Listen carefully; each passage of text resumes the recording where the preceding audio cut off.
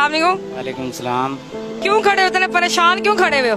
बस 2 दिन से बुखार है और दवाई के भी पैसे नहीं है, इस वजह से आज सुबह से घर भी कुछ खाने को नहीं था। बस इस वजह से आके यहाँ ऐसे परेशान होके खड़ा हो गया हूँ। बस यहाँ खड़े होने से क्या मिलेगा? बस कुछ नहीं मिलेगा, बस ये है कि दुनियादारी को देख रहा हूँ, थोड़ा दिमाग फ्रेश हो जाएगा बस। और मुझे पता है किसी ने हेल्प तो करनी नहीं है, और मांगना तो रब की जात से ही है, और इंसानों से तो मांग नहीं सकता बंदा। बुखार किस वजह से हुआ हुआ?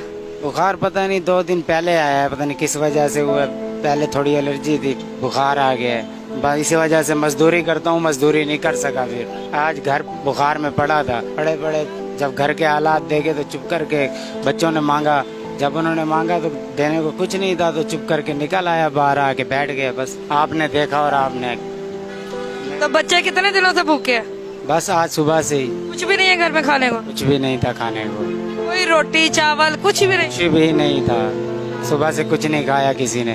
बच्चे इस वक्त भूखे बैठे हुए घर? बिल्कुल, क्या पता किसी हमसाये से कुछ ले लिया हो। अब तक मुझे 2 घंटे हो गए हैं घर से निकले हुए। पहले मजदूरी करते थे? जी, क्या मजदूरी करते थे? भाई यही मजदूरी मिस्त्रियों के साथ। अब बुखार की वजह से नहीं कर पा रहे? बुखार की वजह से उठ भी नहीं सक रहा था, ऐसी हालत हुई पड़ी थी। बुखार में कोई दवाई शवाई ले रहे हो, इलाज करवा रहे हो? नहीं ली, बस एक दफा पैनाडाल खाइए, और कोई दवाई के पैसे हो तो दवाई ले। इतनी महंगाई है, क्या करें बताएं आप। 350-400 रुपए किलो घी है, गरीब बंदा कहाँ जाए। चीनी इतनी महंगी है, चीनी भी इतनी महंगी और इतनी बारीक, कहाँ जाएं हम बताएं।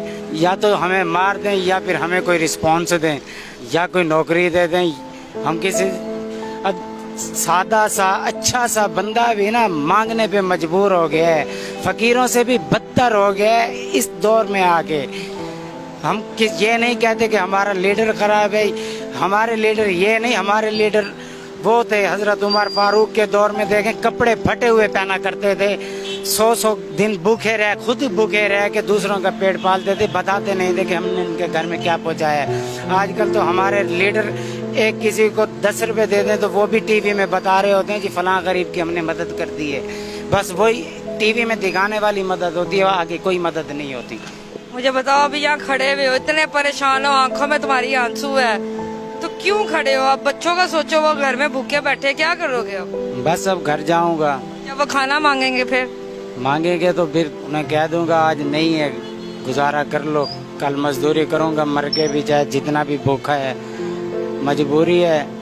एक तो मजदूरी भी करने जाओ तो 3 दिन लगते हैं, 4 दिन नहीं लगते, ऐसे हालात हो जाते हैं। आंखें पीली हुई भी है, बुखार इस वक्त तुम्हें लग रहा है, आवाज तुम्हारी निकल नहीं रही, तो इस हालत में कैसे मजदूरी करोगे? अब फिर क्या करें, कुछ कर तो कर भी नहीं सकते ना।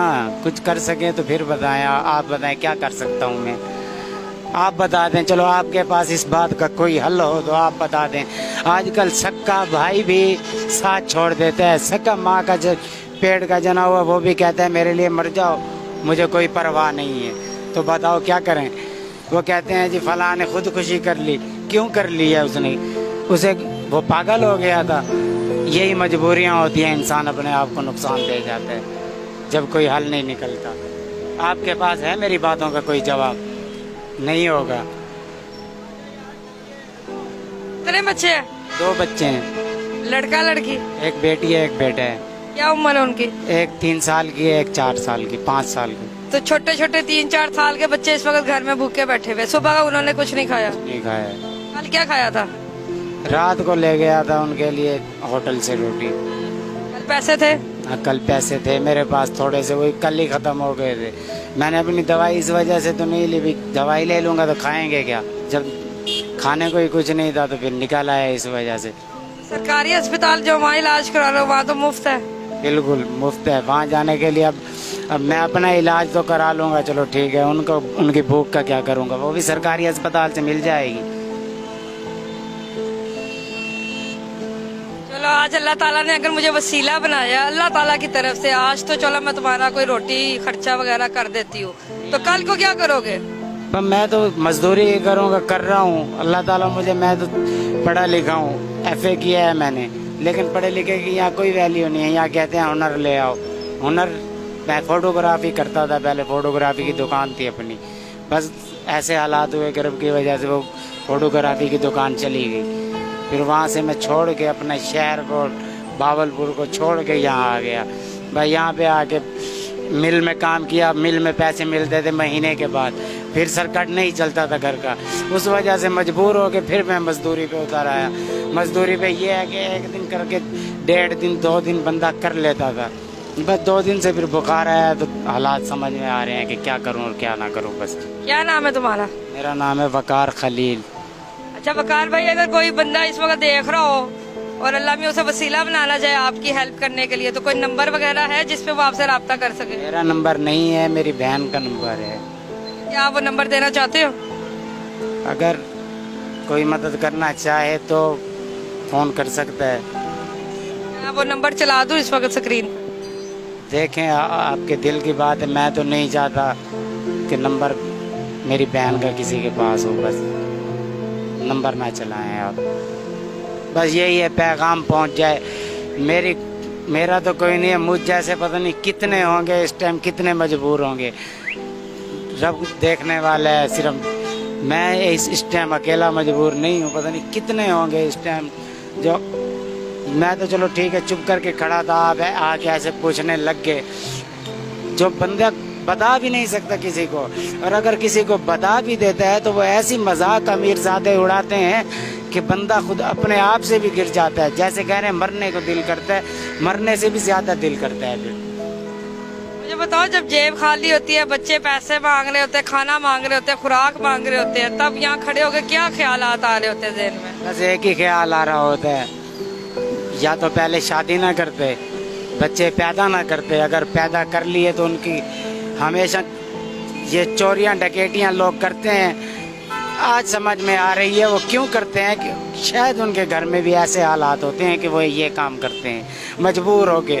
लेकिन अल्लाह ताला का शुक्र है कि मुझे ऐसा ख्याल कोई नहीं आया। बस एक ख्याल आ रहा था, यार ऐसी ज़िंदगी का क्या कि अपने बच्चों को, अपने घर वालों को बंदा ना खिला सके। ऐसी ज़िंदगी को क्या लानत है ऐसी ज़िंदगी पर, उससे तो बेहतर है कि बंदा मर जाए। बस यही ख्याल आ रहा था और कोई ख्याल नहीं आ रहा था।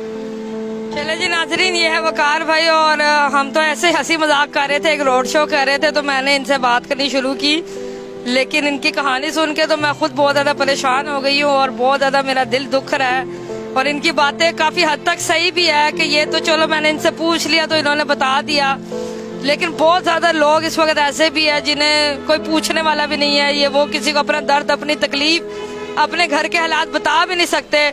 तो बराए मेहरबानी मेरी आप सबसे अपील है कि खुदारा अपने आसपास के लोगों के ऊपर रहम खाए, उन्हें देखे। अगर कोई ऐसे लोग जो है वो आपके आसपास है तो बिना बताए, बिना किसी को शो कराए उनकी चुप करके मदद कर दे जब तक ये बुरे हालात चल रहे हैं। अल्लाह ताला आपको और हम सबको जो है वो तौफीक दे के हम इसी तरह दूसरे लोगों की मदद करते रहे। उम्मीद है आपको ये वीडियो पसंद आई होगी। अगली दफा मिलेंगे किसी नई वीडियो के साथ, तब तक अपना ख्याल रखिएगा, दुआ में याद रखिएगा।